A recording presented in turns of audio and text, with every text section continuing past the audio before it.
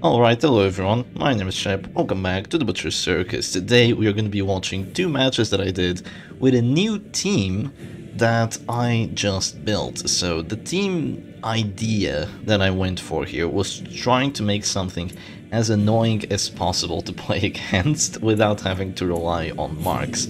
So we all know that what my opponent is playing here, Storm Hoover, is quite annoying because, you know, it's WD, it has stuns, it has marks, and I wanted to make something that would be annoying. I wanted to make something from scratch, but I didn't want it to just be a mark team. So I thought, well, what's the most annoying thing that isn't marks? Well, probably stuns. So in position 1, I just put a Crusader with 2 stun trinkets, so we have that double stun. Then I thought, well, what's the character I probably hate the most in the Butcher Circus?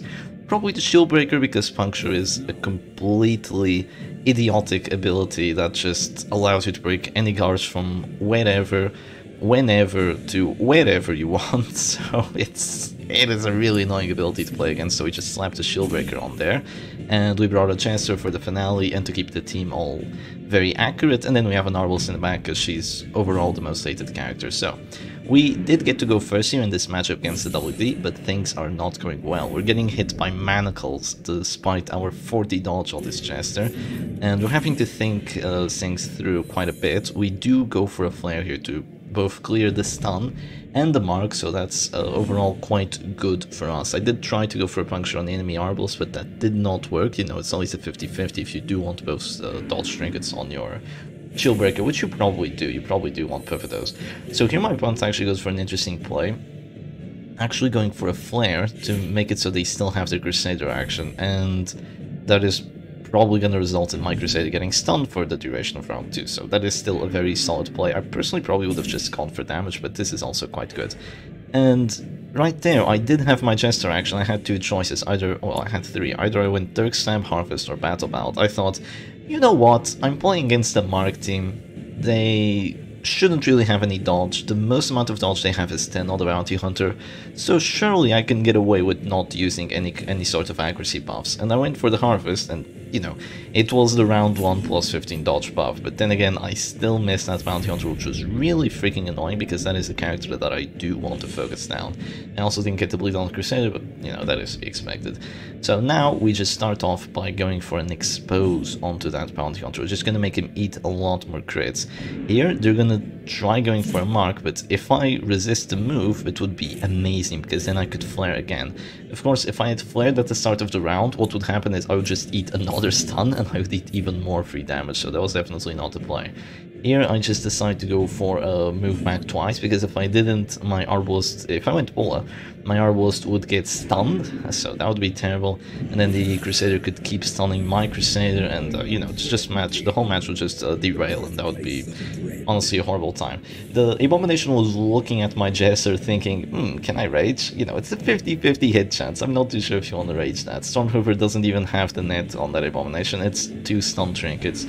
So it would be really fortunate if that was actually hit, but instead they just decided to go for a slam, which was what I thought they were going to do, because it is what I would do. I would slam the Crusader and then shoot him.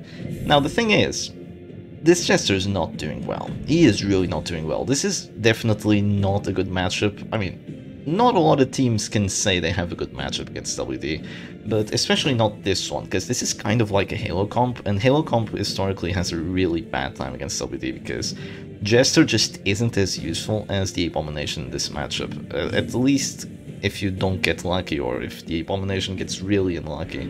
If the Abomination doesn't get really unlucky and you dodge like 2 slams and stuns and all that, I mean, sure, you're gonna have a wonderful time. But if you fail 2 harvests, if you miss 2 harvests, which by the way was like a, what's like an 88% hit chance on that Bounty Hunter, then you're really not going to enjoy yourself. So here goes a Bulwark of Light, which is actually quite surprising that the Crusader decided to do that, but it is still a solid play because it is going to overall reduce my damage, so that's good, and it is also going to make sure that Crusader just doesn't kind of use up his action kind of passing there, because he could have gone for a stun, it could have completely whiffed. So going for a Block of Light there, definitely not a bad play.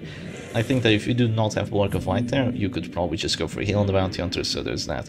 It's interesting that Storm Hoover actually has, like, the original WD. So there's two stun trinkets on the Abomination, there's Bulwark on the Crusader, so there's that. The Bounty Hunter does have Collect Bounty, which is somewhat weird, but it's fine.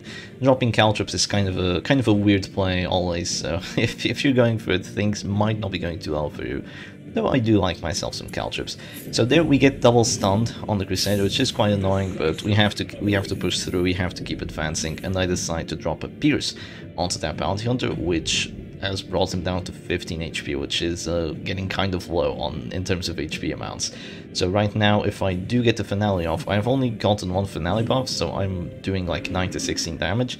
Except there's protection, so I will need a crit if I do want to take him out. There is an exposed debuff on there, and the Bounty Hunter can go for his action right now, kill my Arbalist, and what am I gonna do? I'm gonna prevent that from happening. I'm gonna go for the Finale. Actually, I have 2 damage buffs, and 9 to 16, and I do not get the Finale, which means that I'm just gonna surrender after that. So yeah, there goes, you can see me hovering over the surrender immediately, because at this point, not only did I not get the kill, now the Arbalist is in the position to go down, then the enemy Crusader will just stun my Crusader again, my Jester is already down to 15 dodge, like there's no way I'd win this. So I will just surrender. If I had gotten any of those Harvest hits, I didn't even need to get the bleeds, I just needed to get one of the hits. And you know, a bleed on the Crusader would be nice too, because we hit him twice, but if I had gotten just a little bit more lucky there, the Bounty Hunter would have gone down, and with the Bounty Hunter down, the WD team kind of suffers a lot, because they will lose any sort of finishers, and they will lose kind of a lot of reach to their backline. So it would have been really nice, but such is not the way of the Butcher Circus, so I'm just gonna surrender. But GG to Hoover, they definitely played this one well. They did just about everything they were supposed to, and yeah. It is going to be onwards to a match number 2 for us. So we are going to play against something that's a little bit of a better matchup. This is also another Darkest One opponent, and it is Invictus.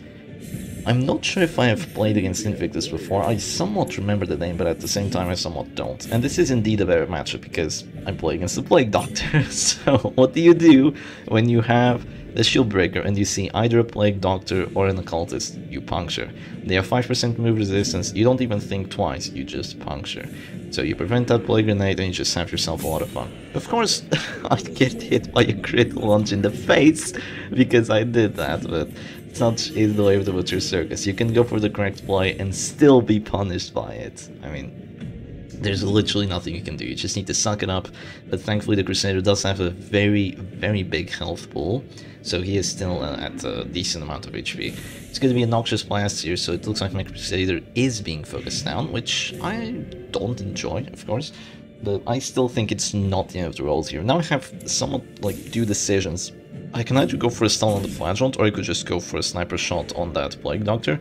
I decided just going for a stun on the Flagellant, because considering that there's Rain of Sorrows with Hemlock, I really don't want my backline to just eat like a lot of DOT here, because I could just get unlucky. The Flagellant could hit both characters either way, could hit the Jester, bleed him, blight him, and I would have a really rough time. So let's just remove that Flagellant action and just take it from there. It's also going to make him a little bit more susceptible to that Finale. If he does start taking tiny bits of damage, and if he goes down to like 15 HP or something, we'll be able to get a Finale off. Especially considering that we do have a Shieldbreaker, so we kind of always have that possibility of just dropping the Exposed when we're in position 2, and the Jester immediately has that Finale pressure, so you do have to keep in mind that you have that. So here I'm kind of thinking on what I want to do, and I end up just going for the sniper shot on that Plague Doctor. I think I was kind of multitasking at the same time, so I wasn't really looking at the game for that specific moment. And at this point the play is obvious. The thing is, if you pull a character from position 4, and if there's like a Crusader that Holy Lances, or a Shieldbreaker that lunges, or an Abomination that slams, what you can do is you just pull the character again, because now they will be in position 3, and you pull them all the way to position 1. And that really sucks if you're playing Plague Doctor or Occultist, so if you do get that going, it is quite nice for you. So right now I do not have any confirmed death blow chances, but I do have a support finisher, and I do have a finisher. I end up going for my Arbalist action first, because I value my Jester action more at this point. and I did not want to use my Jester action to get to death, but I'd rather use my Arbalest action at this exact moment, so I just do that, and I will go for a death blow with the Jester with my second action. So if I did go for the Dirk Stab and didn't get the 60, the Sniper Shot would be a 65, but since I failed a 50, now the Dirk Stab is a 75, which is more likely to work, and we do that, get that going as well. This is, you can kind of see like the power spike, which is kind of like a Halo comp power spike at this point, because I move forward to position 2 and I have Finale ready, which is just great. I still have 2 healing characters, so even though my Crusader is gonna drop to the store here, I'm able to just heal if I want to. But do I want to? The Flashbolt is in the back. I can just go Holy Lands instead of healing because I have 4 Blight on me. So what I can do here is I can drop a Holy Lands on the Flashbolt, which drops him to 15 HP, which is the perfect amount to make sure that he does not get Redeem or Exsanguinate off and make sure that he's acceptable to the finale. And now by the start of this round, I can go for that heal. So going first definitely does help. Of course, if I had gone second against WD, I think I would have had an even worse time than what I did.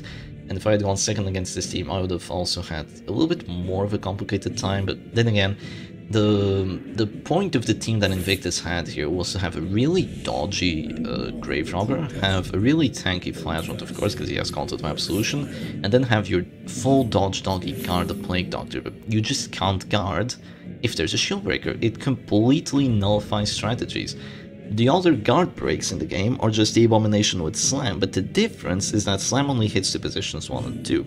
And you need to be transformed to do it, and you're not going to be transformed forever unless you have some insane sort of sustain, because you're always doing stress yourself while you're in transformation mode. So it's fair. I think guard break on the Slam makes complete sense, but guard break on the puncture and the pull at the same time is just ridiculous, because even if you want to keep that Plague Doctor in the back, like you go for a guard, not only is the guard broken, you get moved as well. So if there was a way that you could go for a guard and the puncture would still break the guard but wouldn't get the move, would make it so the Shieldbreaker feels a little bit less annoying, and it would open up the possibility of actually giving her buffs in other areas, because she is somewhat underwhelming. She's just really annoying to play against in the wrong matchups. So here I had an interesting choice to make, because I could Dirk Stab with the Jester, which I do want to do. I want to get a finale off ASAP on one of these characters, because the more I take, the worse it gets, because I'm gonna eat more DOT on my team. But I had a choice. I definitely don't want to Dirk Stab the Flashbot, because then, you know, I won't be able to finale him that well. I don't want to Dirk Stab the corpse because it's a corpse, so I went for it on the Grave Robber, which was a 75% hit chance. Honestly, I think that going for a Dirk Stab on the corpse might have been smarter, because I still would have gotten the buff for my finale damage, because that's really what you want to do there with the Dirk Stab. You want to reposition and get the buff for the finale damage. So I think that just going Dirk Stab on the Plague Doctor corpse could have been smarter. So here my opponent just goes for a pick to the face. Even if they had Shadow Fade, I would be able to just drop an Expose. So Shieldbreaker just makes you... she's kind of like a cockblock character. That's what it feels like. So yeah, at this point I go for the Sniper Shot here, not because I want to kill the doggy.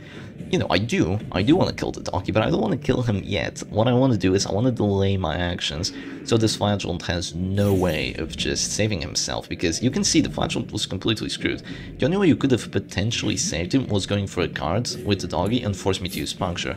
But then again, I could have still waited out my actions and it would be perfectly okay. So here I'm just looking at the damage rolls. I have 3 finale buffs, so I would do 13 to 22 damage. And I just thought like, okay, if I drop an Expose here, I will do minimum of 4, and with a minimum of 4, there's no way I don't do enough of the finale. Because, of course, you don't want to just finale there into 15 HP, which could have rolled for 13, 14, or 15, and lose you the match. Maybe not lose you the match, but it would put you in a really, really bad spot. So I hope you do enjoy this team. I think it has some good matchups. I think it has some bad matchups. It does have the Arbalest and the Crusader combo, so they are really strong. And then these two characters are quite dodgy, so I think it is a fun team to play. I think it is a really fun team to play. It's almost held itself up against WD. If I'd gotten a little bit luckier, after the finale, I wasn't completely winning, but I did have an advantage after that finale went down, so I think that this team is quite solid. It's also going to be able to break through a lot of BS teams because of Puncture. You know, Puncture is just solid. So there's that. Anyway, hope you all enjoyed the video, and I'll see you again another time. Cheers.